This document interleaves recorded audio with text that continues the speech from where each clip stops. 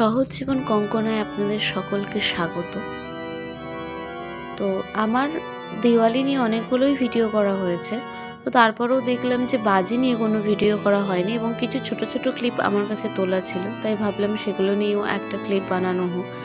এখন যে বাজিগুলো আপনারা দেখছেন এটা হচ্ছে চতুর্দশীর দিন, মানে দিওয়ালির দিন নয়, কালীপুজোর আগের দিন। আর এই যে আমরা কালীপুজোর দিন বাজি ফাটাতে সবেমাত্র শুরু করেছিলাম। চারিদিকে মোমবাতি দেওয়ার পর আমরা আমাদের বাড়ির কিছু পুজো ছিল, যেটা আপনাদের আগের ভিডিওতে শেয়ার করেছি। তারপরে কিন্তু এটা আমরা স্টার্ট করেছিলাম বাজি ফাটানো।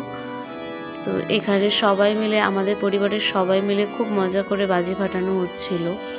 আর বাজির মধ্যে শুধুমাত্র আমি মানে যে আতশবাজি হয় সেগুলোই কিনেছি, কারণ শব্দবাজি ফাটানোটাকে আমি ঠিক পছন্দ করি না। আর এখানে দেখুন চুরকিটা ঘুরছে, তার সঙ্গে আমি একটু জাস্ট খেলছিলাম ওই ছোটোবেলার মতন। তো যদিও শাড়ি পরেছিলাম তাই বেশ একটু ভয় লাগছিল। আর এখানে দেখুন আমাদের বাড়ির সবাই রয়েছে। আর এটা হচ্ছে আমার পাশের বাড়ির একজনের মেয়ে।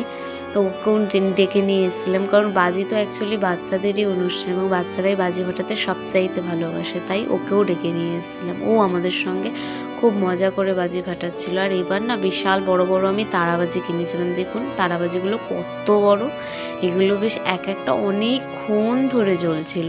আমরা সবাই মিলে এটাতে বেশ সুন্দর, বেশ অনেকক্ষণ, প্রায় 10 মিনিট ধরে জ্বলেছে এটা।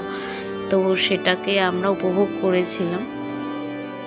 তারপরে কয়েকটা ছোট ছোট ক্লিপও নিয়েছি। আর ওকে দেখুন সবার মাঝখানে, ও বেচারা আর বাজির কোনো মানে ওর হাতে পাচ্ছে না। আসলে আমরা একটু ভয়ও পাচ্ছিলাম, কারণ ও খুব ছোট, তো তাই জন্য আমরা চেষ্টা করছিলাম যে যাতে ওর গায়ে কোনোভাবে আগুনের ছিটে ছিটে না লাগে, কোনো বিপদ যেন না হয়। আমরা সবাই মিলে মজা করছি, জিনিসটা যেন মজা